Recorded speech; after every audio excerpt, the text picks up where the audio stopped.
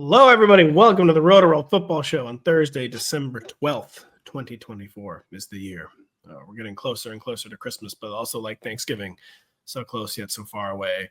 The Bills were so close yet so far away to winning against the Rams last week. They have the highest total game of the season against the Detroit Lions this Sunday. That's one game we're going to go long on.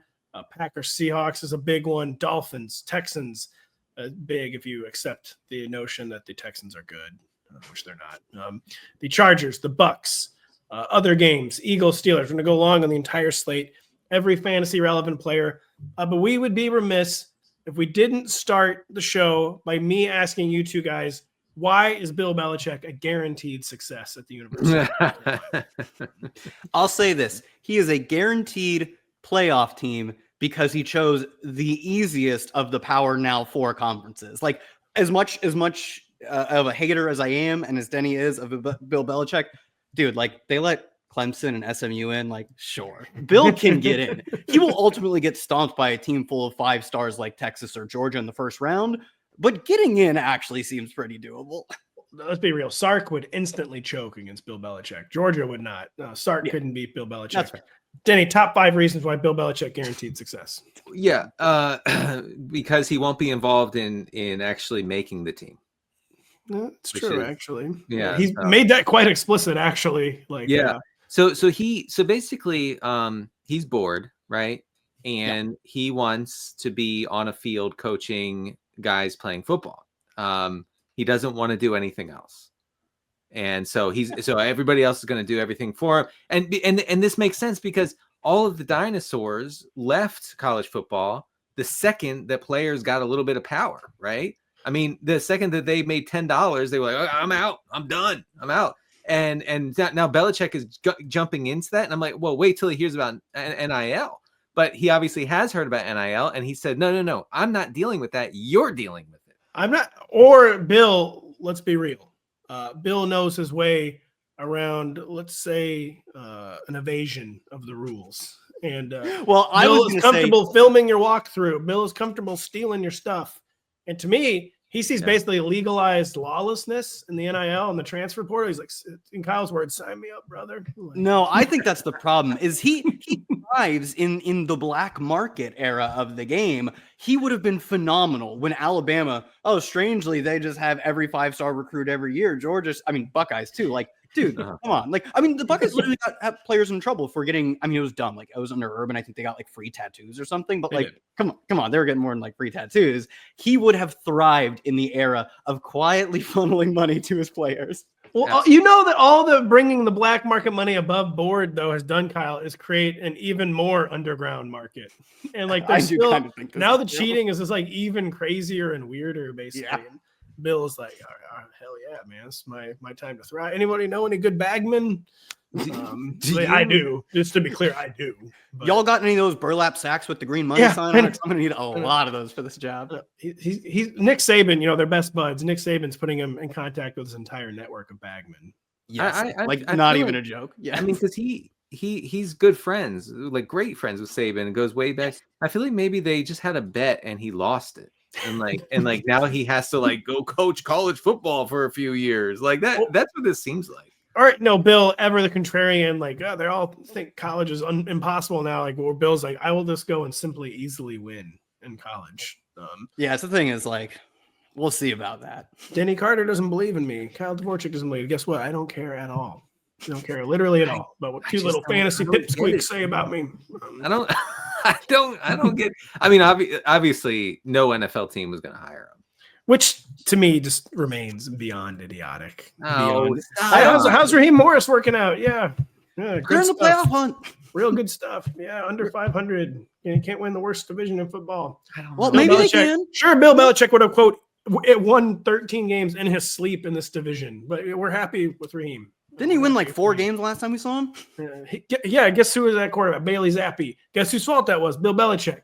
Guess what he would have not had to do in Atlanta was be the GM. Yeah, that He is. can't though. Okay. I don't think that's an option for him. If he's in the NFL, In college, he's like, someone else put the roster. He doesn't care. No, well, he has no, to deal no, with no. Zoomers though. He can still deal with 27-year-olds in the NFL.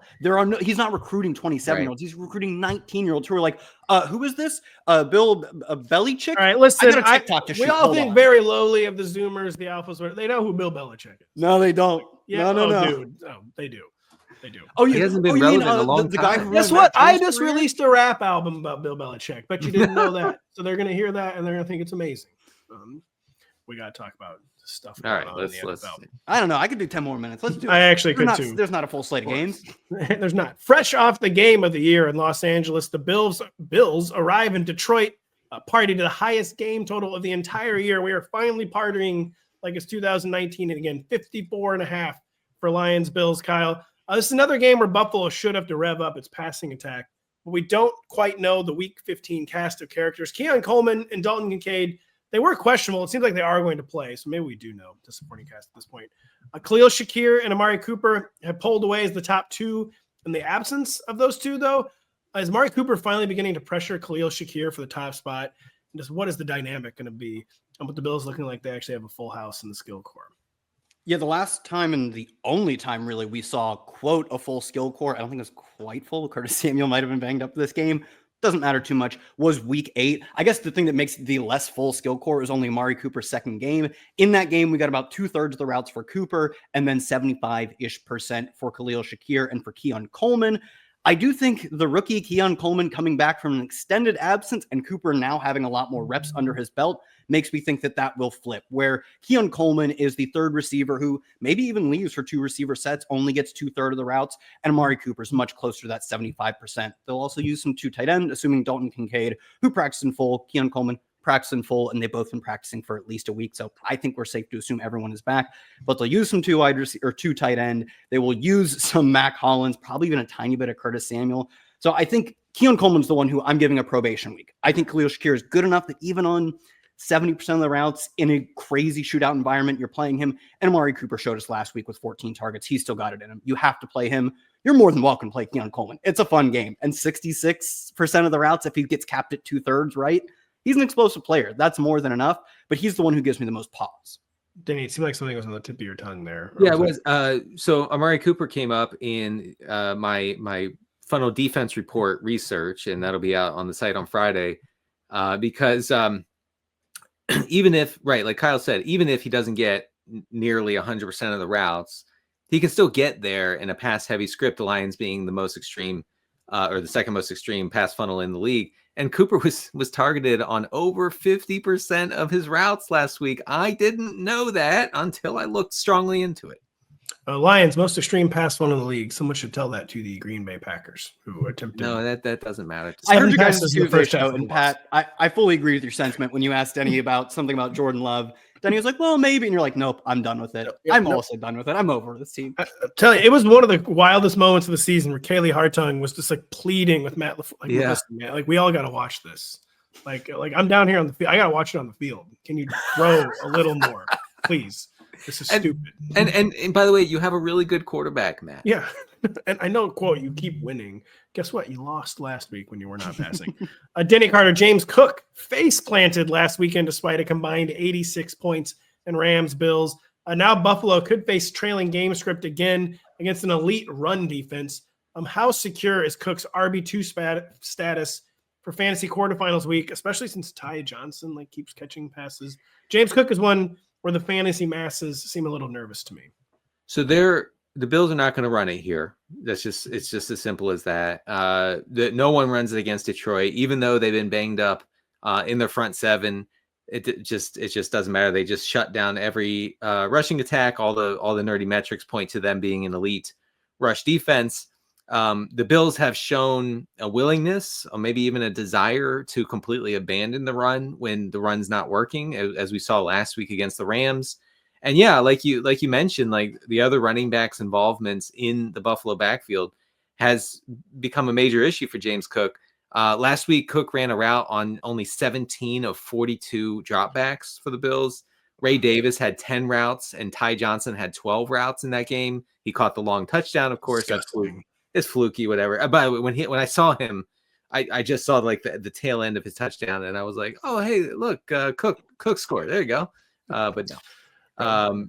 Or I know I saw Ray Davis. I thought Ray Davis scored. Anyway, yeah. So James Cook, 42% route rate over the past 3 weeks. It's pretty bleak. I don't know if he's an RB2, honestly. I have him as the RB20. I mean, Kyle, we shouldn't belabor the James Cook point, but do you think he's in the top 24? It's kind of hard to drop him out because you start getting very quickly into the Najee Harris zone. Yeah, don't put him in that zone. Like, I agree. The committee adjacent approach, he's still the leader of the committee, but the fact that other guys are involved, frustrating. But this is supposed to be a close game with the most, in terms of the total, the most points we've seen this year, and he still leads the backfield in carries. He's in the top 20 then. I do think the lack of a true 3-down role prevents him from being a top 12 running back this week, but I can't really imagine a scenario in which you're benching him. You go, Denny. Like, we're playing Rico Dowdle easily. It's tough. Oh, Rico. That's a good one. Literally not even close. No, Rico way ahead of James Cook. Okay. All right, so if you drafted like Chase Brown and Rico Dowdle, you actually may be in a spot to that's what bench James Cook. Not a ton of people did that though. But good point though. He's not a 100% starter. He's a starter in a lot of situations. I'm gonna paint an exact situation where I'm right. So there you go. One of these central planks of big-brained NFL thinking was, what are more ways we cannot get our best running back the ball? Oh yeah, the Bills seem to every week like Ty Johnson is 1.2% better than James Cook in passing situations, so we have no choice. But even though James Cook is the far better overall player, we have to send him to the sideline. I'm going to feel like you here. Is James Cook even that good?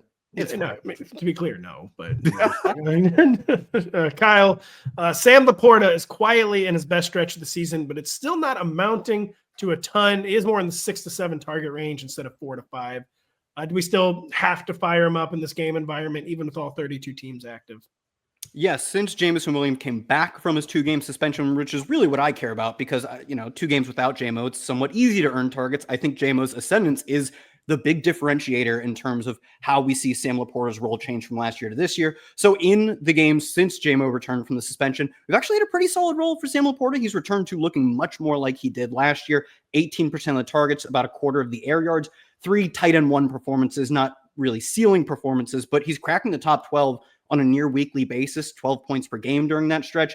And like you said, the game environment is what takes him from a tight end 1-ish, that 10, 11, 12 range to a must start, probably closer to that 7, 8, 9-ish.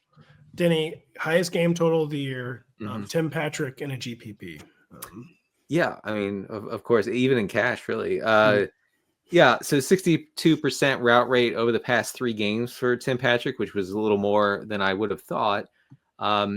He had a 14% target share last week, or I'm sorry, over those 3 games. So it's not exactly a rock solid profile. Last week against Green Bay, of course, he had the 2 touchdowns, sort of got away with it, but he was targeted on 26% of his routes, which is really strong. So if you think that this is going to be a back and forth game and he's going to be in there, running 60 or 70% of the routes, like you could do worse in a deep league.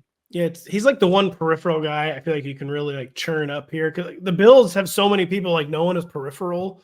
They're all peripheral. If no one's peripheral, they're all peripheral. Yeah, exactly. Yeah, so like you can't really be like Dawson Knox. There's just too many peripheral guys. Yeah, the Bills. Tim Patrick is really Cleve Raymond's hurt, so it's Tim Patrick season in a GPP. The 12-1 and absolutely awful Kansas City Chiefs are only 4.5-point road favorites against Jameis Winston. Denny, is it fair to say that Patrick Mahomes is outside the top 12 for the fantasy quarterfinals? It looked like he was getting his fantasy season back on track kind of around midseason, and now it's just been back to horrible uninspiration.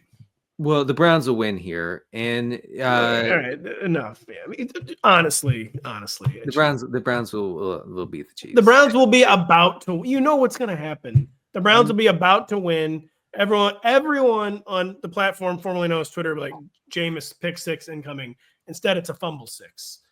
That's the kind of what changes it up. Right. The Browns have 0 chance to win. I think Jameis will look like a far superior quarterback to Patrick Mahomes this week. Yeah, I mean Mahomes is in. This is rough. I feel like you should not be starting Mahomes in a 1 quarterback league. Period. Like super flex, whatever. You have no choice. Whatever, throw him in.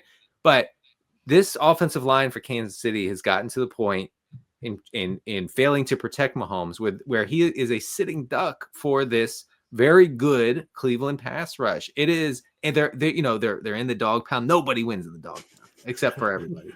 I see it as a situation where you look at him and you go, I need to find someone else. Yeah, real quick, Patrick Mahomes in Cleveland, where I'm sure the weather will be wonderful, or Anthony Richardson in Denver. Oh, that's a tough one. Richardson, I guess. No. Okay. Wow. All right. Oh, you said Mahomes. I got scared for a second. I do have Mahomes one spot ahead of Richardson. Mahomes, or your guy, Aaron Rodgers. He is my guy. Well, the thing about Aaron Rodgers, we don't know anything about him, so he's mysterious. So he's my guy. Yeah, it's Rodgers easily. What? Yeah, I'm going Rodgers. What? He had more than one touchdown like once in the past 3 months. That's even worse. That would make Pat Mahomes. Well, we're going to get into it later, but this is a very important game for my guy Rodgers. Real quick, Patrick Mahomes or Jordan Love, who never throws. Eesh. I guess Love. I have Love one spot ahead of Mahomes. It's tough. It's real tough. Kyle, one guy who's safely ahead of Patrick Mahomes is the aforementioned Jameis Winston. Does he continue to go burr? He's difficult to get into the top 12 despite his ever-present volume. Chiefs' pass defense has not been the unit it was earlier in the season thanks to some injuries. They're getting guys to unretire. Does Jameis make the streamer machine go burr this week?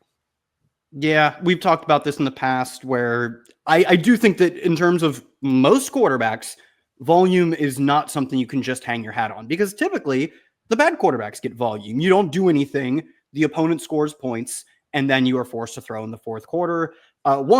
The Browns just don't play like that. They play as if they're losing at all times, and I think that's more of a Jameis stat. Jameis has a style of play that maybe it's because he can make you be losing pretty quickly with pick sixes. So you sort of play where you are playing from behind in your mind pretty much 4 quarters if you have Jameis. And as you point out, Chiefs defense, getting some names back, but overall hasn't been a scary matchup this year. They're allowing the 12th most fantasy points to quarterbacks. They're 21st in EPA per passing play allowed. I think they're probably better than those metrics slightly, but it's not a matchup that scares me. And anytime a matchup doesn't scare me and I have the opportunity to play Jameis, I'm definitely going to do that. It was a little hard to get. I have Jameis as a QB 14 right now. I have some pretty debatable ones ahead of him. Matthew Stafford. I just feel like the floor is so steady for Stafford, but might instantly regret that one, actually. Baker Mayfield, Bo Nix, but I have him right on the periphery of QB. Yeah, those are, I can't argue. Those are the right names to have him in the mix with. I mean, it could be ugly, but we're talking about 50+ dropbacks locked in for Jameis. Unless the Chiefs just play Python ball and just dominate time of possession, Denny, which brings me to the backfield. Is Isaiah Pacheco getting closer to RB2 status? The snaps got near 50%, did not go over 50% last week. But is he getting closer to the top 24 after being back for 2 weeks? I think so. He now has 21 of 34 running back rushes over the past 2 weeks since he returned from his leg injury. Last week, Pacheco had 14 of 20 running back rushing attempts, so it's kind of slowly taking that over. I will say the routes are not exactly where you want them to be, but I guess that's not a shock because it's not like Kareem Hunt was ever just going to completely go away here without an injury. Pacheco ran 32% of the routes last week. He saw 4 targets on his 14 routes, so it's not awful, but he's splitting the route running with Hunt. Kansas City is a 4-point favorite here, or maybe that's changed, but that's what I have it as 4.5. But yeah, so you would think that script would be on their side, but again, the Browns will win. So I don't know. I feel like I feel like it's people buying too much into randomness and variance. The Chiefs have benefited from that. I think you're believing too much in randomness and variance. If you think the Chiefs are only 4.5-point favorites, you're honestly a totally absurd line. So you think the Chiefs are so overdue to win a game by multiple scores? No, they're overdue to lose by multiple. Yeah, they were already overdue, and they got so overdue that they just moved past that, and it's over. I like this, Matt. This is some very interesting. I didn't quite get to this in my calc classes in college. I only ever got to the second level. I did derivatives and stuff, but I never found this level. Well, the two-time defending Super Bowl champions who are 12-1, I would say, are probably overdue to annihilate someone, and James Winston will be a willing participant. Don't think that they are capable of that. I will say I watched the entire game on NBC last week between the Chiefs and the Chargers, and I turned the TV off in absolute disgust when Matthew Wright's field goal went in. And I was tossing and turning in bed for an hour because it was drilled into my brain. How does this keep happening? I hate it. Yeah, I'll say with that one, like the odds of a high school level kicker hitting whatever that like PAT plus level kick was are extremely high. The fact that he even hit a bar already puts them like 2 standard deviations of bad luck, given how easy the kick was. See, that's what I'm telling you, man. They're so overdue to like actually like kick back in. They're so good that they can't lose. They're overdue to actually just have a so good performance. Browns Nation. Jameis is like, I got you, dog. Get this done, Jameis. One time. He used it up against the Ravens. He got it done against the Ravens. Jameis will quote never get it done again. Didn't they beat the Steelers? Did they beat the Steelers? They did, but that was the snow game. The snow game. So yeah, sure, he's beat 2 really good teams. So bad. Oh. Kyle, real quick, latest on DeAndre Hopkins and Xavier Worthy splitting up targets. Anything interesting going on there? Yeah, DeAndre Hopkins' target share has been steadily on the rise after looking pretty weak, like 3 or 4 games into his stint with the Chiefs, up to 24% last week. Still not getting all the routes, but he also dominated the air yards last week. I'd like to see him get on the field more often, but the Chiefs are pretty comfortable rotating in some wide receiver 2-3 types, and sometimes that means Hopkins comes off the field. But if you're going to go out and get 25% of the targets, I think he's back to comfortable starting territory. Xavier Worthy, on the other hand, is kind of plateauing at the 16-17% target share, and he's not particularly efficient. So I find him a much more troubling start. Not efficient, not good, not big. I don't want to say it, but like he'll get there. Yeah, he'll get there for sure. Denny, by the way, I feel bad for you that you think the Browns are going to win this game. I feel bad for you that you think the Chiefs are good. Well, I mean, who's going to – I'm just preparing myself. I won't be the one crying when the Chiefs easily win a 3rd straight Super Bowl. The rest of the country is like, there's just no way. There's absolutely – where the whole time I was like, but what if there's just the easiest way ever? And they continue to do this. No. For years. Look, I talked to my dad, the ultimate football normie. I said, who are your top 5 teams? He named them. The Chiefs were not among them. And I said, why no Chiefs? He said, well, they're terrible. Obviously. The normies know. The normies know. There's been a joke on politics Twitter, the Fell For It Again award. And I saw someone recently tweet, a Ravens fan, that they wanted the Chiefs in the playoffs. And that the Chiefs are actually bad this time. And the person came by, fell for it again, brother. Yeah. Like, I'm so sorry you're going to put yourself through this. Oh, wow. But you have just fallen for it again. The Bengals try to keep their faintest of playoff hopes alive as 5-point favorites in Nashville, Tennessee, Kyle. Cincinnati is a giga nuke spot for most opposing QBs. But Will Levis does not fall into that category. He's a bridge too far as a streamer, correct? And can Nick Westbrook-Ikhine crack the top 48 for the fantasy quarterfinals? Pull together, guys. 3, 4, 8, 14 more weeks of football. We're our 3rd game of the show, too, by the way. Yeah. I will say, when you named that QB1, it was like 11 through 14 or 15. At no point did I think, like, why is Will Levis not in here? To his credit, he's played a bit better since. I keep wanting to call it his benching. Technically, it was take your time. It was a bit. I know. Yeah, it was kind of both. Yes. Yeah, it was both. He was definitely hurt for the first game that he missed. I will not contest that one at all. The length of time at which they gave him to come back is not the time you give a really good quarterback or even just a regular good quarterback to come back. So I'm going to say I don't think he is really on the streaming radar for this game because we have every team back and because there's some decent ads. Like Bryce Young is playing good football. Drake May is like probably one of the Bryce Young's playing good. Good as, Yeah, as good as you can play with throwing 1 touchdown a game. Deal. I'll take that. You know what? I will accept your qualifier and move on. Drake May scramble, like truly one of the most efficient running quarterbacks in the NFL right now. Then you've got Will Levis, who isn't a great runner, but he's not a great thrower. And his team doesn't play a fun streaming style of football. If you're going to have a bad quarterback, they've given up the 6th most points. They've only topped 20 points once.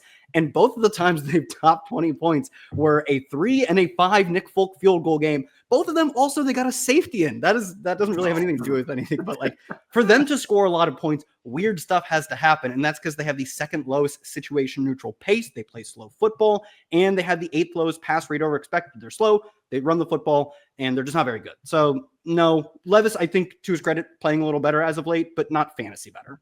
Yeah, the Bengals are horrible. They did just contain Cooper Rush, which is kind of the level of quarterback we're talking about here. By the way, I do have Will Levis one spot behind Bryce Young. Denny, has Tajay Spears fallen out of the Titans running back rotation? Tony Pollard is banged up. Seems like I'm not really concerned about his status for this week. But let's say Tony Pollard is just getting some rest and practice and is ready for his normal role on Sunday. Has Tajay Spears kind of fallen out of the Titans RB rotation? Kind of. Producer Adam says that Pollard did not practice on Thursday. Maybe it's rest, but we'll see on Friday. Obviously, he's been missing a lot of practice this year. Kind of my line on it. Yeah, I said on my Friday stream last week, you need to be checking Rotoworld between 15 and 85 times on Fridays and Saturdays. So, anyway, Tajay Spears. Yeah, I mean, only 10 rushes over his past 3 games. Pollard last week had 20 of 27 running back rushing attempts against the Jaguars. Spears ran 16 routes last week to only 12 for Pollard. So I guess the only avenue here for Spears would be massive negative game script, and he runs a bunch of routes and sees some junk targets. But I don't think you can start him in any format, really. If Tony Pollard is out, which I really am not expecting. Agreed. Then would Tajay Spears, everything on the line, be a must start? Well, I mean, I wait, everything on the line. What's on the line for the Titans? No, fantasy quarterfinals. No, fantasy. Oh, okay. Yeah. Well, you didn't make it if you drafted Spears, but anyway. Well, I mean, maybe you picked him up off the waiver wire and he would be your RB4. I actually don't think that he would be like a gotta jam him in sort of play in 12-team leagues, but he's probably going to be better than your wide receiver 3. He'd be close. Tajay Spears or DeAndre Swift, if Pollard's out. Yeah. On the conditional, Spears. Yeah. Spears. Yeah. If Pollard's out, Tajay Spears or Najee Harris. Spears. It sounds like you're describing an RB2. Oh, Pat, I skipped over your NWI thing. Don't play him. That's no comments other than that. Don't play him. By the way, we didn't comment on the Bengals just because they're good. Yeah. I mean, what are you going to do? Play the good ones. Don't play the other ones. What are you going to do other than play them? What are we going to do other than take a short break? We'll be right back after this. It's an NFC battle in the Pacific Northwest on Sunday evening when Jordan Love and the Packers square off with Geno Smith and the Seahawks. Coverage of the matchup begins at 7 p.m. Eastern only on NBC and Peacock. So your Sunday night NBC, we bring you 2 teams that absolutely refuse to throw. The surging Seahawks host the boring Packers as field goal home underdogs, Denny. Everyone knows by now that you don't have to ask the Packers twice to run the ball. While Seattle is becoming a formidable pass defense, we already answered this. Is Jordan Love well outside the top 12? Yeah, he's QB 17 or whatever. Can we trust peripheral Packers fantasy players like Tucker Kraft, Christian Watson, maybe even the dreaded Jayden Reed? It appears Romeo Doubs is going to be back from his concussion despite technically remaining in the protocol. Well, the Seahawks defense has been way better of late. Way better, to the point they're almost like a shutdown unit. It's a little frightening. I will say this game is in Seattle, correct? It is. Yep. Okay. So that's even more frightening. And the Seahawks are 4th best in dropback EPA, defending, I should say the Seahawks defense 4th best in dropback EPA since week 10. Green Bay, just to put some numbers to it, neutral pass rate of 45% since week 8. That's the lowest in the NFL. I mean, it's actually unimaginably low. Like, if you would have told me that, I would have said, well, then Malik Willis has been starting. Yep. But that's what it is. What it is. We can't do anything. They saw what Malik Willis did, and then asked, I see what you did for Malik Willis. I want you to do it for all of our quarterbacks. Jordan Love. Yeah. They have the lowest early down pass rate since week 8. Like, this is like Mike Vrabel levels of establishing here. And I just again, put some numbers to it to help folks understand how this trickles down to the players we're talking about, the pass catchers for Green Bay. All right. So this sort of approach affects volume on a very basic level. For instance, Christian Watson, since week 8 is 75th among receivers in pass routes. If you thought that was bad, Jayden Reed is 81st among wide receivers and pass routes over that spread. Never been good. So, well, what I'm saying, I mean, it's just they're not out there. They're not having the opportunity to produce for you. So they're fringe fantasy options and nothing more, I think. Can you really honestly play Jayden Reed? Like, people are still wanting to rank Jayden Reed like he's almost a wide receiver too. I wish I were kidding. Like he's like absurdly high in some people's rankings, not in mine. Yeah. Can you even play him this week? I would feel more comfortable starting Quentin Johnston. I actually would too, I think. Jayden Reed. I mean, right? Just as Well, are we going with the if Ladd plays? No, but no, of course not. No, got me going. I'm not insane. Well, even so, I don't know. Denny's insane, but no, honestly, even if Ladd plays, Quentin Johnston might be a better start than Jayden Reed. It's that ridiculous. The levels of cope with Jayden Reed are so off the charts. I've never seen anything like it. Like, well, just if everything were different, then he would be good. You have to admit that. I do admit that. That's the thing. Kyle, Zach Charbonnet, is he back in the RB1 ranks for the fantasy quarterfinals if Kenneth Walker sits again, as is looking likely? I agree. It's only Thursday. I haven't even seen the Thursday report. And the Seahawks report will take like 9 hours to decipher what it actually means because they do very strange things with their report. And they're the only team that does that. Anyway, the comments from earlier in the week would be like, we'd love to see him practice this week. What do you mean you love to see him practice? You're the coach. You kind of can determine that, or you can at least know if he's going to. Oh, it'd be so cool if he's so good in practice. We'd love it. It'd be awesome. I'd be to be privy to a practice of Ken Walker's. I don't think he's playing. And under that condition, I think it's pretty safe to call Charbonnet a locked-in RB1. The workload last week was, it was second best to Chuba Hubbard, actually. Had 29 expected fantasy points. It was 3 or 4 more than the number 4 running back in the NFL. So he was top 2, and there's a gap to get to his rushing role. And he actually exceeded that with explosive runs. To me, before last week, if you told me he had 29 expected points, I could have told you what the game script looked like, and I could have told you he got 24 fantasy points. And no, he actually didn't underperform for what feels like the first time in a start for him. Not to say that we should expect that going forward. He's not a particularly explosive runner up until last week, but truly you can underperform a 29 expected fantasy point total by a ton and still be an RB1. He was involved in the air, on the ground, near the goal line. He's absolutely an RB1. And the Seahawks they pulled the plug on the Geno thing, Denny. And yes, we talked about this on Tuesday's show, so don't have to go over everything again, but just kind of reiterate the bleakness recently for Mr. DK Metcalf. Yeah, right. So talked about it obviously on Tuesday's show. I will say Green Bay is a slight pass funnel, so you have that going for you, which is nice. Might not matter much. 51% air yard share over the past 3 games for Metcalf. He led the team last week with 61 air yards, but we're not going to talk about them. And since week 10, Geno is not really throwing downfield. I mean, it goes to before that, but it especially became prevalent in week 10 and thereafter. Geno averaging 6.7 air yards per attempt since week 10. That ranks 25th out of 30 qualifying quarterbacks. The Seahawks 20th in pass rate over expected since week 10. I just think that this is a really hard to justify spot to like roll out Metcalf, but then again, what are you going to do? Like, you probably can't bench him. No, you actually maybe can. He's falling out of the top 30, I think, at this point, man. It's getting to maybe famous last words, but like you're not DK Metcalf or Khalil Shakir. Shakir. Yeah. DK Metcalf or Malik Neighbors. Neighbors? Marvin Harrison Jr. I think Metcalf. That's fine. This one is probably, I'm playing DK Metcalf over this guy, Darnell Mooney. Oh, DK Mooney. Wow. You can't make me. Maybe the math was right on that. Don't care. Don't care. Let's be real though. Like, letting Geno cook had like a queue of bank examiners. They were queuing up at like Mike McDonald's front yard. We got to do something different. We got to get these guys out of here. Like, this can't be like, first off, why are you in my yard? It's Ryan Grubb calling the plays. Go to his house. But then he's like, all right, we're not going to let Geno pass ever again. They suddenly cannot lose a game. The Packers play a lot of zone. This is JSN season. Please. Always has been, brother. Always Please. has been. Please. The finished Saints host the stabilized Commanders as, quote, just touchdown home favorites, Kyle. Is there a fear that the Commanders just go too run heavy and limit the fantasy appeal for the stars like Jaden Daniels and Terry McLaurin? That fear doesn't usually bear itself out It does sometimes with guys like Cliff Kingsbury, though.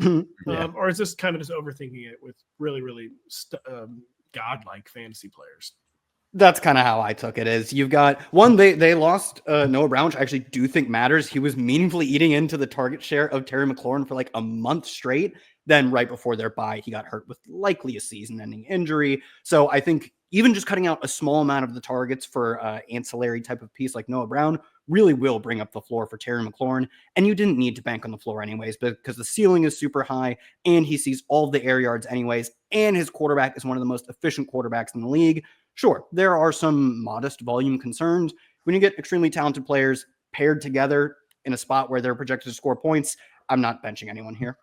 Real quick, guillotine league this week. Juwan Jennings on Thursday evening or Terry McLaurin. I think it's Juwan there, but that's I not a slight added against Jennings Terry. for the express purpose of playing him, but I think I might actually have to go Terry. It's fine. They're very close. I'm not confident. Yeah, it's pretty close. This Terry is such a rug puller, man. Such a rug puller. But I think Kyle's right. Noah Brown being out is significant. That honestly is, I think, what tipped me over the top. Because he's Yeah. right. I was like, yeah, that actually is a very good point. Denny, are there any sicko Saints? It's the playoffs. All 32 teams are playing. You do not have to get cute this week. I guess Alvin Kamara is still a top 20 running back. Are there any other New Orleans Saints in your lineups, even Juwan Johnson? Yeah, I mean, Kendra Miller is getting involved a little bit, and the head coach doesn't hate him anymore since it's the new interim head coach. So I think that, yeah, Kamara is barely a top 20, I would say, this week. Juwan Johnson is in play. He ran a route on 28 of 35 Saints dropbacks last week, had 5 targets, caught a touchdown. Also, Marquez Valdez-Scantling, I just wanted to mention him because he led the team in targets and routes last week against the Giants. Saints are 9.5-point dogs. That probably changed, though, at some point. So they should be chasing, should pass a lot. But I don't think you need to jam Juwan Johnson or MVS in there. I have been wondering what's going on with the line. It is only 7.5. I said 7. It's now 7.5. I mean, do the bookmakers, quote unquote, think Derek Carr? Because the Saints are trying to act like Derek Carr might play. I know. Come on. Seriously, just give it up, man. Really? I have it 7.5. Okay, I'm sorry. 7.5, folks. Derek Carr trying to keep up the illusion that he's going to play. But we'll see what happens there. Are we done with this game? We're done with this game. The finally broken Chicago Bears visit the Minnesota Vikings as touchdown underdogs, Denny. There are so many big names in the Bears offense. Facing an elite defense with everything on the line in the fantasy playoffs. How do we feel about starting guys like Keenan Allen and Rome Odunze?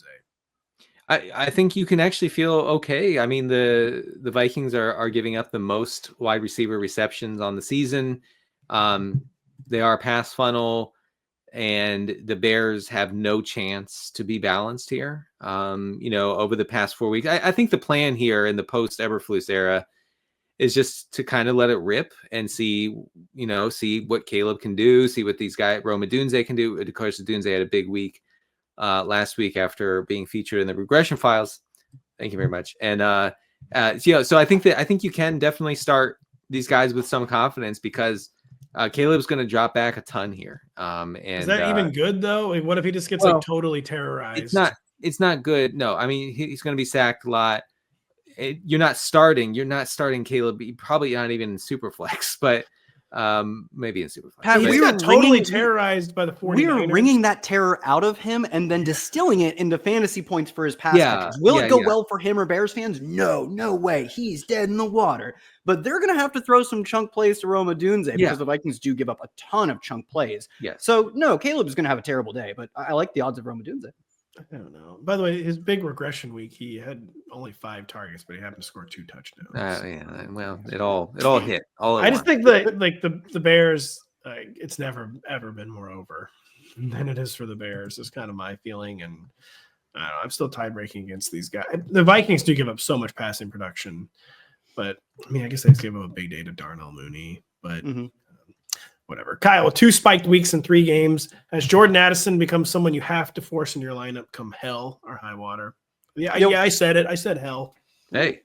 Adam, can I get a check? Well, there's no way we can say that. We got to put PG-13 explicit rating on this show. It's very, very risque from Pat. I do think, to your point about like someone like Rome Odunze, who good spike week. Very we needed the spike week. You'd love to see it come on more than 5 targets. You'd love to see it have a backing of volume that you can really count on. I do think Rome Odunze, we've seen his role grow a little bit, and it's a really good spot for him. Do I know that he's locked in for 8+ targets a game anymore? No, I don't know. There's a lot of good pass catchers on this team. I guess you could say the same of Jordan Addison's team, but we're now seeing this target share role really expand over the past month. 29% target share leads the team more than Justin Jefferson over the past month, and he is dwarfing everyone in air yards.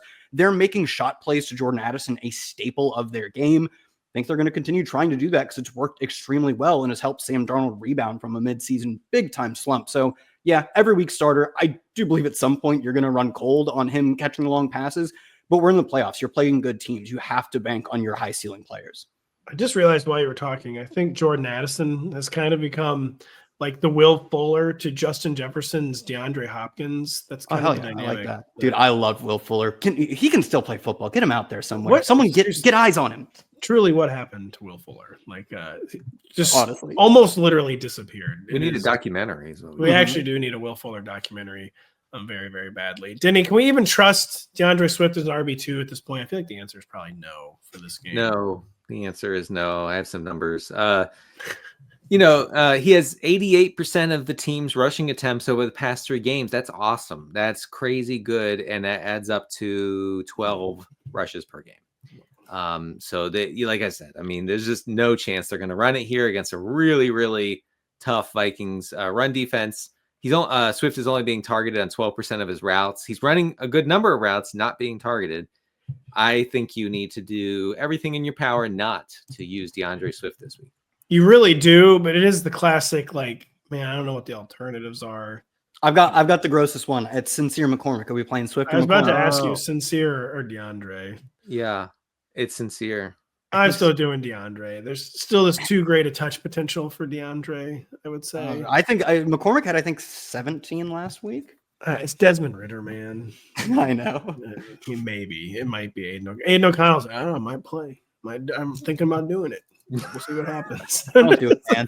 Don't do it. I know you can't stop me. And then, he's easily stopped. But Kyle, TJ Hawkinson kind of is dead for fantasy purposes, or is the overall environment still good? Has he become like a tight end one where you just have to take the good with the bad? He is that type of tight end where he is not an every week you're locking him in as a top 5 guy. And once you dip outside of the 5 or 6, like the tight end 7 in the pre-Sunday rankings can quite easily finish as the tight end 17. There's just not a lot of floor when you're not a true featured staple of your passing game. Not many tight ends are, but he has at least 20% of the targets in 3 of his past 5 games. He has a tight end 1 performance in 3 of his past 5 games. And notably, they've been every other. I'm sure that will hold up this week. Yeah, exactly. No, that is. I found the pattern, folks. As Denny would say, that's analytics. That is it. That's analytics. The streaking Miami Dolphins visit the slumping but rested Texans as narrow road underdogs, Kyle. Tua has crashed down the QB1 door. Was seriously like in-stage Peyton Manning like passing. But the Texans have generally played solid pass defense. How do we feel about this matchup with everything on the line in fantasy playoffs and Tua? Can we trust him as a top 10, I would say, quarterback? I'll give Tua the credit of end stage Drew Brees because the physical aspects of I'm telling you, it's the exact same thing as Peyton Manning in 2012, 14. Denny remembers, you're too young, Kyle. Peyton did not throw deep. And while he was rewriting the record book, he did not throw deep at all, ever. Well, he got benched for Brock Osweiler at one point too. Well, I meant, sorry, but end stage, I did not mean true. I meant end of final stage of Peyton Manning, where he was an elite player who just didn't throw deep in 2012 and 2013.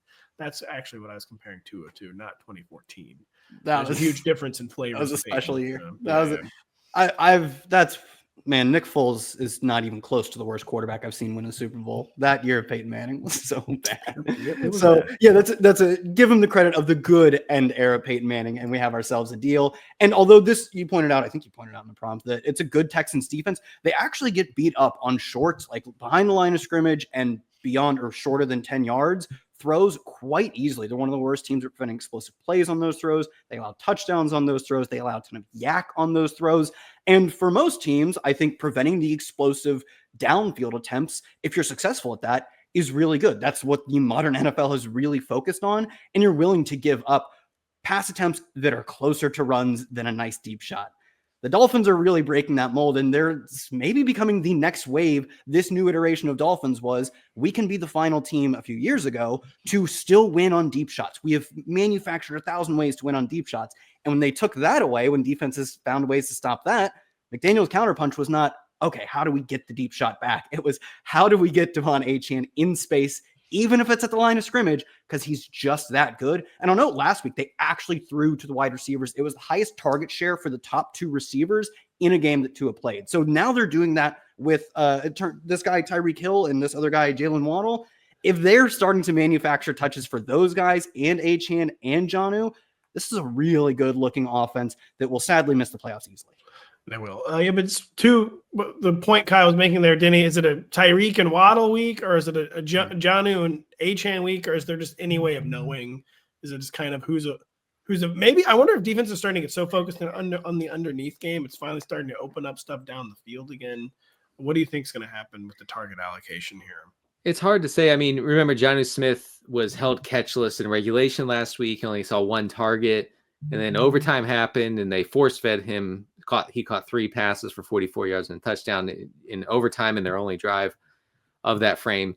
The Texans are not a good tight end matchup. They're allowing the fewest tight end receptions and the 3rd fewest tight end yards on the season.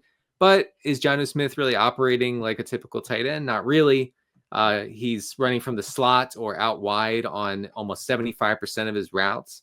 So I actually think that you can still play him. Like Kyle said, I mean, everything is dink and dunk, and that means that Jonnu is probably going to be involved here. Achane is seeing a target on 24% of his routes this year. That's strong for anybody, especially a running back, and has run a route on 64% of Tua's dropbacks over the past 3 weeks. Of course, Raheem Mostert and his injury situation plays a factor here. He did practice on Wednesday. I'm not sure about Thursday, so keep an eye on that. But don't be too freaked out by the Jonnu thing from last week. Yeah, I mean, the trend was real before. Last week kind of just feels like the aberration, as like evidenced by the fact that, in overtime, they could finally get the ball to him and did it at will. Yes. And just felt like an aberration to me. Kyle, this one can probably be fast. Kind of insane. It's the fantasy playoffs. We aren't even considering playing CJ Stroud. Does that mean we aren't even really considering playing Tank Dell and Dalton Schultz? Zero consideration for Dalton Schultz. Think about how fun a Tank Dell spike week would be. He's got like 40% of the air yards over the past 2 weeks, but then don't play him because you're not getting it. No, yeah, they're trying to make it work. 40% of the air yards is a really strong number. Like, they are making it a point to throw him targets downfield. It doesn't seem to matter a ton. So if you really need to start him, he's definitely in the flex range, but you can't even rank him as wide receiver 3 at this point. I don't know if you have, but no, I have him almost outside the wide receiver 4 range too, actually. There's just still too many other guys with his profile and better offenses that have actually spiked weeks. I mean, like, he's got a very Jordan Addison-esque profile, but he sees fewer targets and they connect at a way lower rate. So a guy like Addison, who's going to also be spiky, is such a better play. Yeah, it's the John Hamm meme, like Jordan Addison, but he never actually makes any good plays. Really, it's been that. That's Tank Dell. The frustrating Arizona Cardinals host the rebuilding Patriots. As I said, sub touchdown favorite. It's a little misleading. They're 6-point favorites, Denny. What is the QB1 case for Kyler Murray at this point, and why is he still in the top 12? He's in my top 12, even though I hate it. Yeah, I by the way, I love when I have to talk positively about Kyler Murray, your most hated NFL player. But I'm going to give it a try here. Look, guys. Kyler could be a regression candidate going into week 15. He has a 3.8% touchdown rate, which ranks 26 out of 33 qualifying quarterbacks. It says nothing at all about him being bad. It's unlucky. And it's just luck. He has only 8 touchdowns on 25 inside the 10 pass attempts this season. Just for context, Caleb Williams, who is also not good, has 10 touchdowns on 22 throws inside the 10. So he's run cold where it counts the most. So that I don't know. That's my best shot at it. There you go. My rankings is kind of matchup based, really. Like, I don't know, man. I mean, the Patriots defense is bad. Patriots, there's too many. The Patriots are so bad. Like, even Kyler's like, all right, I will just now pick this team apart and like pick my spots and run and actually make big plays. Is kind of what I'm basing it on, because Yeah, it's not his recent performance, Kyle. That includes not ever getting the ball to Marvin Harrison Jr. Does MHJ crack the top 30 at wide receiver for the first week of the fantasy playoffs? I think he does crack the top 30. He is 7th in the NFL in air yard share, but he's only 34th in target share. That lines up with if you watch a single game, you're like, they really need to zoom out before Marv becomes in the picture of the screen. Like, you got to get 30, 40 yards, and he is down there. And one of those targets, it's like a quarter of the air yards for the entire day. And when one of those targets connects, it's an automatic top 24 performance. But that leaves you with no floor. And I will say, I think a guy who sees as many air yards per week as he does in a good matchup against the Patriots, you have to play him. On the other hand, the Patriots have actually been a pretty good team at stopping explosive plays. So when he ultimately does not hit, that's what I will say. Gosh, man. Kyler, man, why am I ranking? I'm playing him over Stafford in the Dynasty League. Should I do that? Who should I play? Stafford's been a monster when he has the best wide receiver duo in the NFL. I know. But God, I hate that it's Thursday night football so much because if I start Stafford in for 3 days, I'm eliminated. What's who do they play on Thursday? What is this game? 49ers.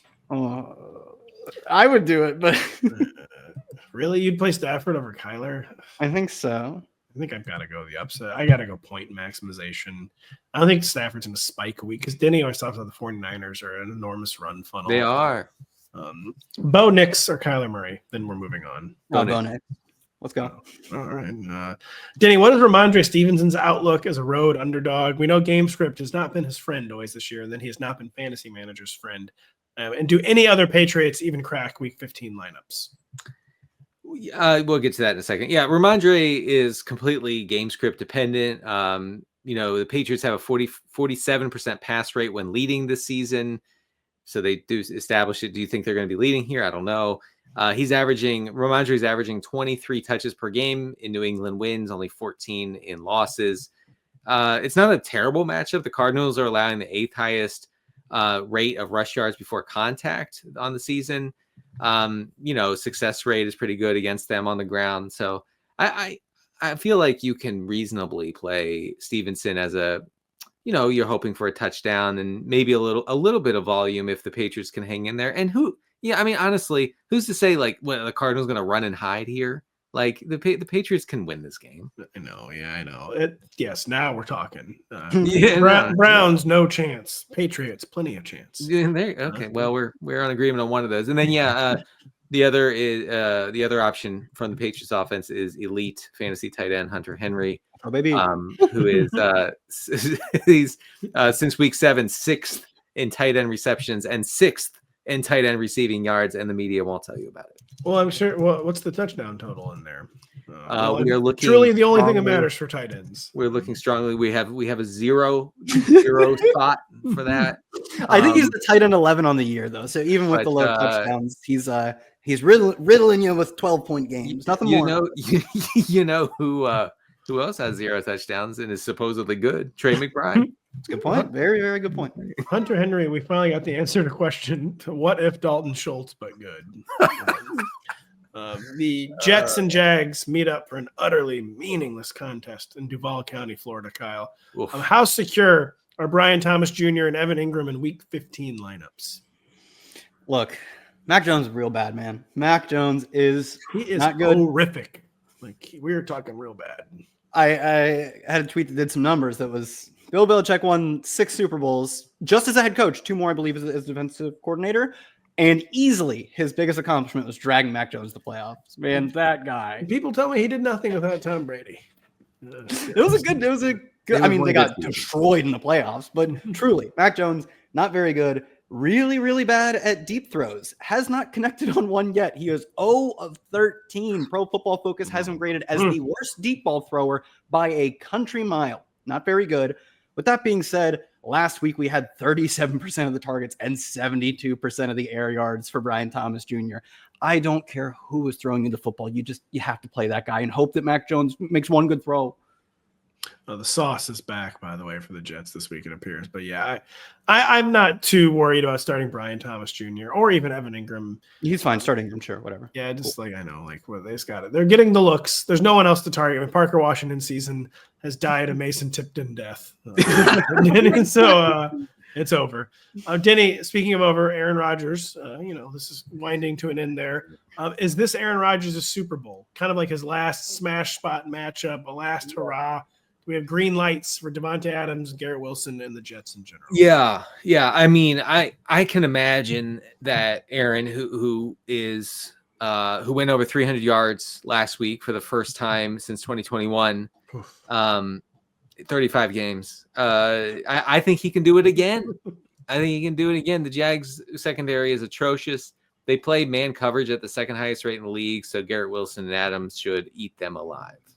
Yeah, sounds right to me. Kyle, your turn. Denny talked about this on Tuesday to attempt to forecast the Jets backfield. Breece Hall seems like he's on the Kenneth Walker plan and unlikely to play this week. Yeah, that's kind of how I'm interpreting it as well. Last week, Braylon Allen only outcarried Isaiah Davis by 11-10. It's a true 1A, 1B. They were nearly identical in routes. Davis saw, I believe, one more target, but they're both seeing enough of a team that's 3.5-point favorites against a defense that is giving up the second most fantasy points to running backs. I think they're both startable, though you can not feel too safe with either of them. Like last week, it very easily could have been the Braylon Allen touchdown, and he comfortably cracks your lineup as an RB2. But for them both to crack your lineup, you need multiple scores. We'll see if we get that. Yeah, they're both in like the top 32, top 33, but they're kind of like, listen, man, I don't know how my team really made it this far, but it did, and I need to put someone in this flex spot, and it's one of these Jets running backs. The Bucs and Chargers square off for a have-to-have-it bowl in LA, Denny. Baker Mayfield has again been one of the biggest fantasy surprises of the season, but he's also been a turnover machine. Yeah. Does it feel risky to trust him against what's a pretty good Chargers defense in the fantasy playoffs? So it's a bad fit. Like it's a bad matchup any way you slice it for Mayfield. Of course, the Bucs will probably remain pass heavy. I like both teams. I'm going to feature both of them in the funnel defense report because I like both of them to drop back quite a bit here.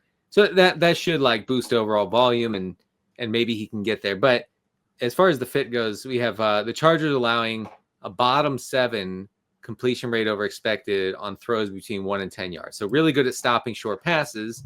And also no team has allowed a lower yards per attempt on those short passes. And then Tampa is top 10 in pass attempts between 1 and 10 yards. So they're going to try this and it probably is not going to work. I feel like Mayfield is a little bit of a risky bet, but where do you have him ranked, Pat? Right. I mean, I still have him on the QB1 borderline just because he's like the classic wild hair player. Where like you don't really know how he's going to do it, but he kind of just somehow does it every week, even including like mixing and rushing touchdowns. The rushing, yeah. He's honestly very similar to Jameis, except I was going to say he has 4 games with multiple touchdowns and multiple interceptions this year. The last player to have more than 4 games in a season was Jameis, obviously in the 30 for 30 season with the Bucs. But that's fine. Like he is embodying that very fantasy friendly style. And I think he's like the QB 6 or 7 on the year. So. Yeah. As much as like I love looking at our fancy metrics and stuff, guy keeps scoring points. It's hard to keep sitting him if you've been doing so. That's why, I just don't think you can really sit him, and you just kind of have to trust something. He's going to do something crazy. Like our guy loves to do something crazy. He thinks he's fast, and you have to hand it to him. Boy, no one has ever thought they were faster. Kyle, I said that I think Breece is out. I said that I think Kenneth Walker is out. Not getting quite the same vibe of Bucky Irving, although it doesn't seem great. You try to forecast the Bucs injury situation in the backfield, and please, for the love of God, tell me Bucky's going to play. See, I think we have to please, for the love of God, sit Bucky Irving. I think at this point, give him a week off. No, tomorrow, got to play him. Give him an epidural or something. Give him a shot and get him out there.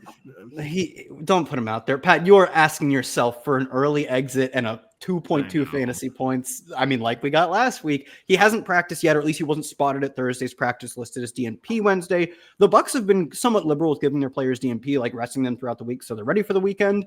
He was not really ready for the weekend last week as he started and kind of immediately his back tightened up on him. So I'm going to say I don't think he plays. And even if he plays, the risk is so high that I would give him a probation RB3 ranking. RB3s are still starting players for a lot of fantasy teams, but the risk is enormous. If he doesn't play, I think it's a very clear Rachaad White takeover, though we'll see some Sean Tucker. I don't think it's as much of the like 75 to 80% of the snaps that we were approaching last week with Rachaad White. But if you ask me odds on like who gets more carry straight up, it's White by like a mile. Yeah, if Bucky does play, I'm not really sure where I'm going to rank him, but my dynasty league, let's just say I don't have any other options. I need him bad too, but just let me scrape by 1 week and give me full peak Bucky a week later. I'm investing in myself by sitting Bucky. Yes. Denny, every last Charger is injured right now, including Justin Herbert, with the caveat that we don't know Ladd McConkey's status. Get the feeling he's going to try to force his way out there for this one. Which bolts do you consider startable in 12-team leagues? Don't say Stone Smart, but you can talk about him if you want. Stone Smart. Definitely you're playing him in 12-team leagues. I mean, look. 12? I mean, really? I mean, honestly. Oh, really? Oh, God, brother. We started the record, so you had to say the real thing about Stone.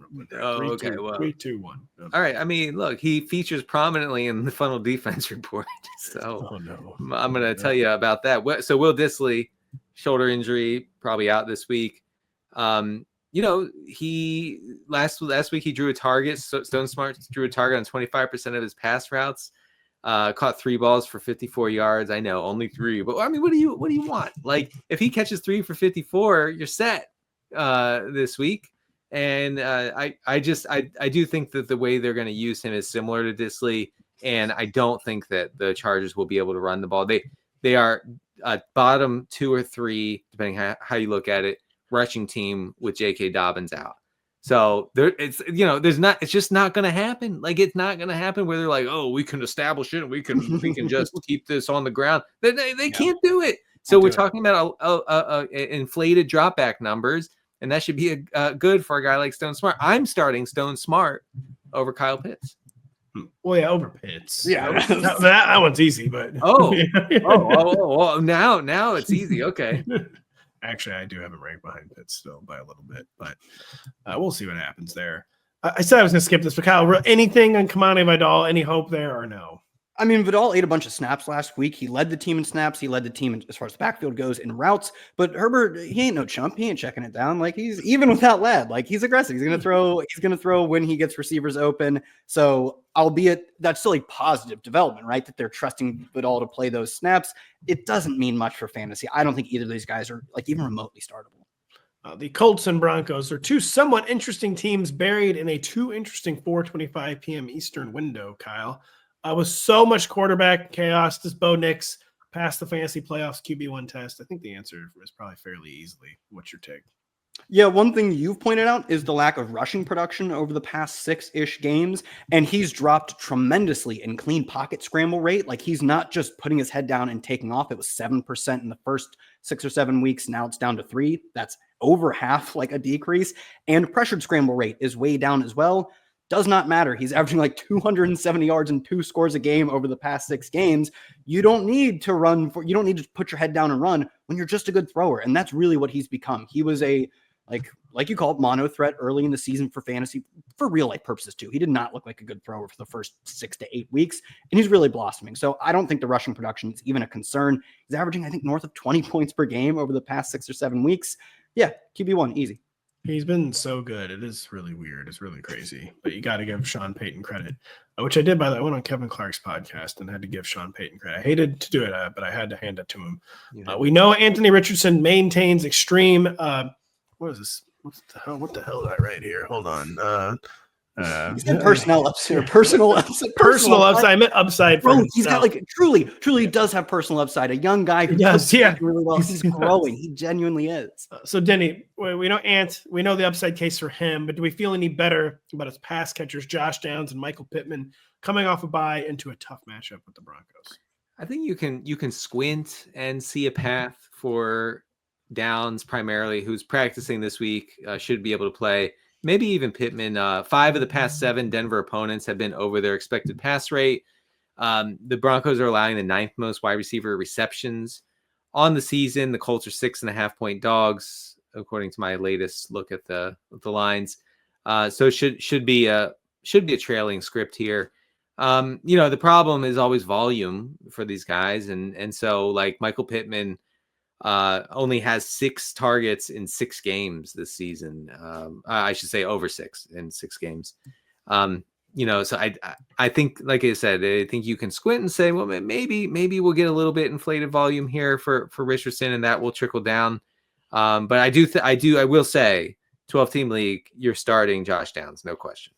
I agree. I mean, it's hard. Receiver is so bunched up. That's a little hard, but I have a feeling about Josh Downs this week, is what I'll say. But Denny, to steal Kyle's joke, the bank examiner desperately wants you to text him back. I'm really sorry. Yeah. I'm blowing up your phone. Yeah. My phone was behind my computer, and I did not know it until now. Kyle, are we starting any Broncos not named Cortland Sutton in this game? That includes in the backfield. Yeah, Jaleel took over the backfield the last time we saw this team, because I believe they're coming off bye. Don't care. We've had so many weeks where we say, oh, this is the week, this guy, this time it counts with pick your poison at running back. And it's a different guy every week. I just don't even see why you'd take on that risk. And as far as the receivers go, we've kind of got a similar situation where, Devon Valley's finally emerging. And then they cut his routes to 60% the last time we saw them. They really started mixing in Marvin Mims more instead of being this true gadget one-trick guy. They got him out there for a handful of routes and a handful of deep shots. I do think you're just playing Sutton.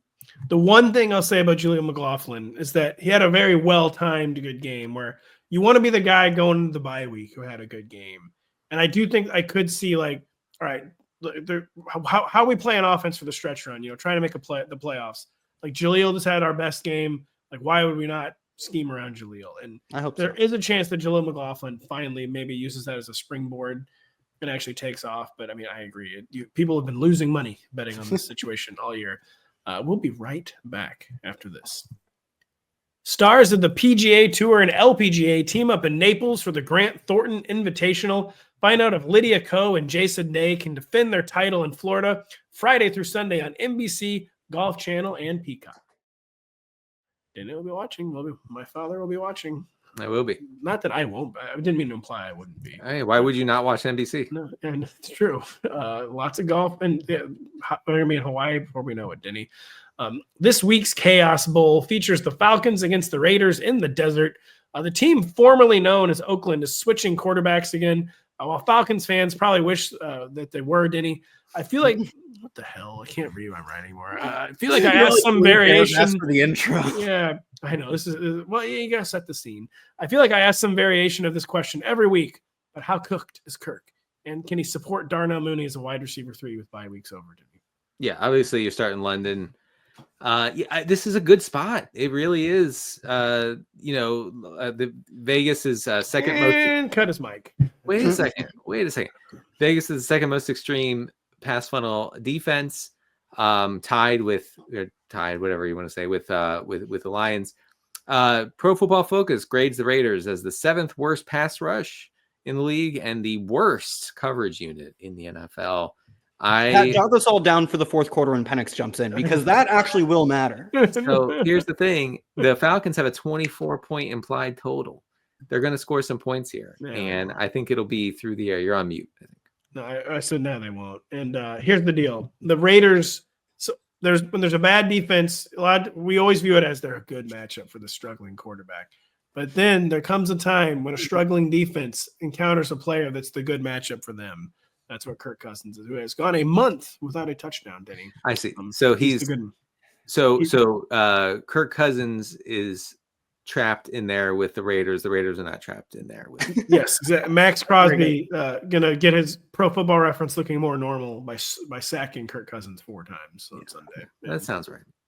So Kirk couldn't be more done. Penix, we are looking forward to the fourth quarter. Penix, Kyle. Startable Raiders, if it's indeed Desmond Ridder.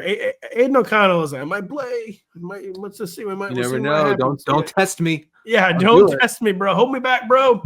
Might get out there on that field. Startable Raiders, if it's indeed Desmond Ridder.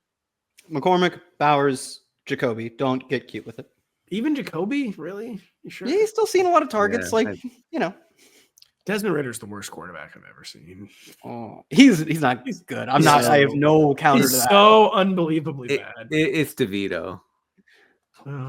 Even DeVito makes fun plays occasionally. To me, I've never seen Desmond. Tim Boyle is always my go. Yeah, Tim Boyle is probably the worst, actually. Desmond Ritter's never once done anything cool. Drew Lock. No, Drew Drew Lock's Lock fine. won a game on Monday Night Football. it was an awesome game too. Yeah, He got Drew Lock got 10 touchdowns to true freshman Albert Akue-Boonham. He can't be that bad. Exactly. Now we're talking. Thank Yeah. you, Alberto. Drew Lock, unstoppable. You guys think it's sincere season, by the way, right? Yeah, we had Pierce kind of hint as much, saying that he's kind of earned that starting role, whether or not Madison plays. So Yeah, Antonio Pierce. They're like, "Hey, Madison's coming back this week. What do you think?" He was seriously, "Who cares?" I mean, he really was. he did the bit that I do, and it doesn't matter. I mean, who cares? Madison, is this guy still on the team? I thought we cut him. Yeah, No, he's I mean, been hurt now. I guess I'll say hi to him when he's active, but he's not going to shoot the ball, obviously. He's nice, but yeah, I mean, whatever. Yeah, He's a good guy. I mean, look, I trust and watch my kids, but touching football, no. So, yes, sincere season it is. I'm sure that can't go wrong. No. The Eagles and Steelers meet up in the Battle of Pennsylvania, and this week's it doesn't matter what the total is, it's going under bowl. That's seriously what I think of the Eagles and Steelers.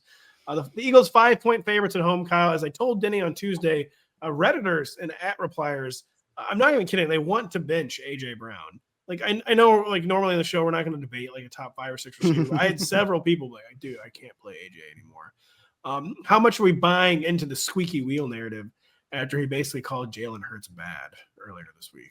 Yeah, hasn't he literally done? Wasn't he the one who did the enemy speaks softly tweet? Like he did the one. Well, he stole it from Denny. Just to be clear, he did the bit. He did. I would call that bit. an homage. I think an actual professional wide receiver, even if he just word for word steals the tweet, I think that's an homage. I don't think it's theft.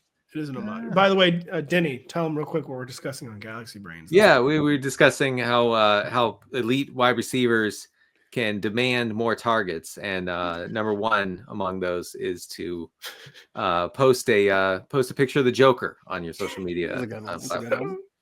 Where did you guys discuss the Chris Godwin's wife tweeting about him needing more targets? No. I was stunned we left that one out, but we had It was too a much good good one, material. and it worked instantly.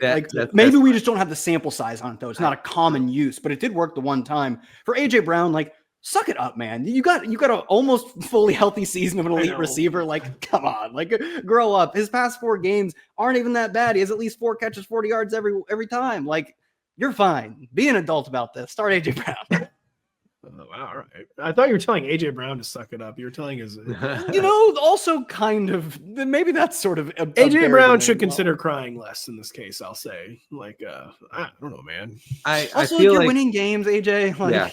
I feel like when you're just stomping everybody, you just gotta hold it for now. If you're losing, then you could at least pretend that you care about the outcome of the game. Yes, agreed. Just when you stomp people, it starts getting kind of boring too, though. Like as Denny and I were saying on Galaxy fans, oh great, another 60-yard run for Saquon. Yeah, everyone wanted to see that. Hadn't seen that before. Haven't seen that one since last week. Yeah.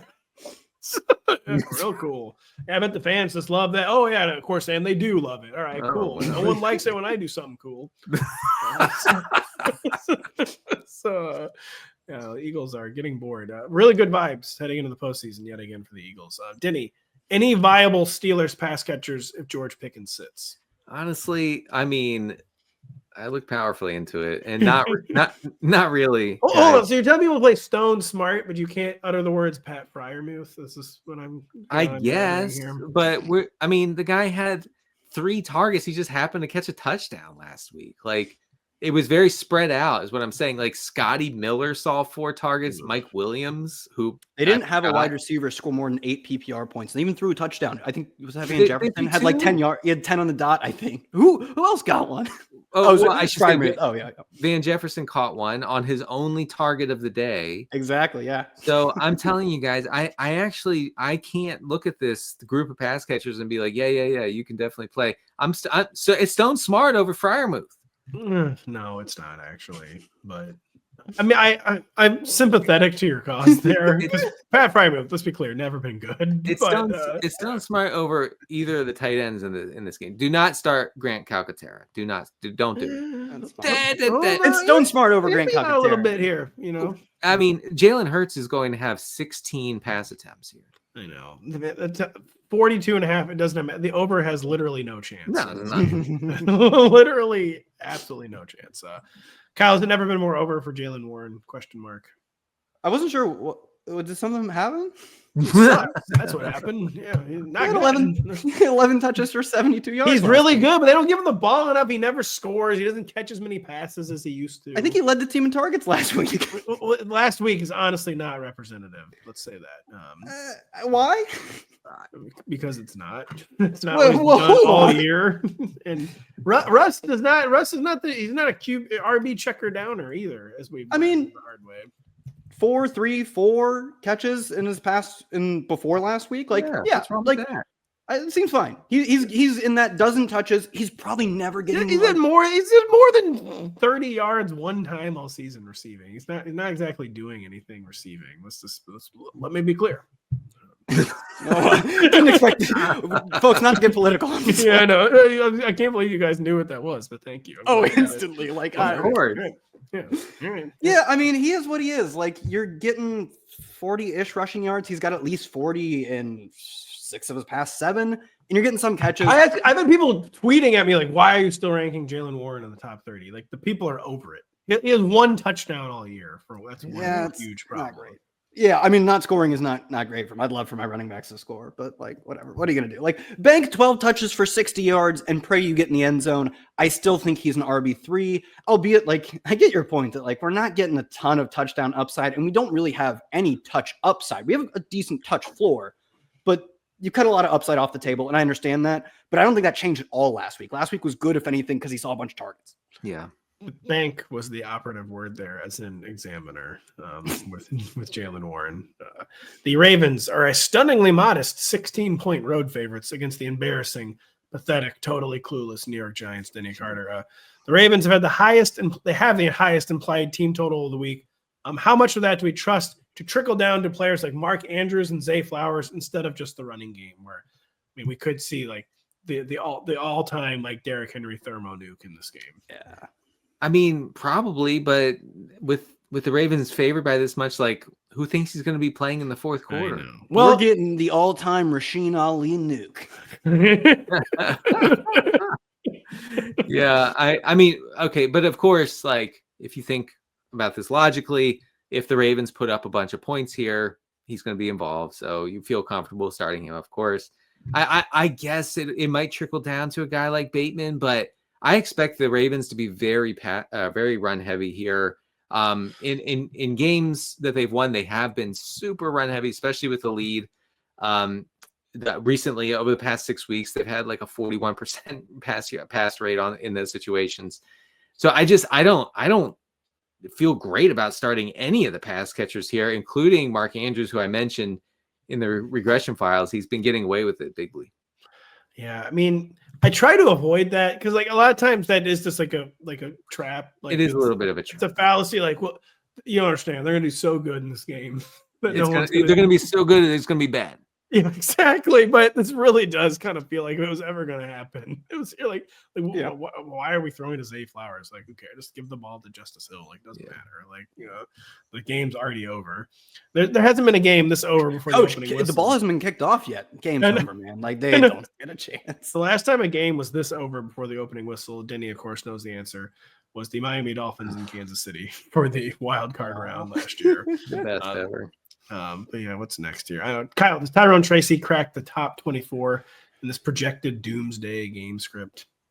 I still kind of think so. We got back to the post Tyrone Tracy fumbles era last week, where they were perfectly comfortable giving him all of the work. Season highs in route rate and target share, 21% target share. A lot of that coming late in the game as they were doing like check down heavy stuff. But this whole game is going to look like a late game fourth quarter we're getting blown out scenario. It's going to be garbage time pretty much from the jump. And as long as Tracy is seeing targets, he's seeing snaps, he's getting whatever few carries they have, perfectly fine keeping him in the top 24. I'm in my fumbles era. Real good era to be in.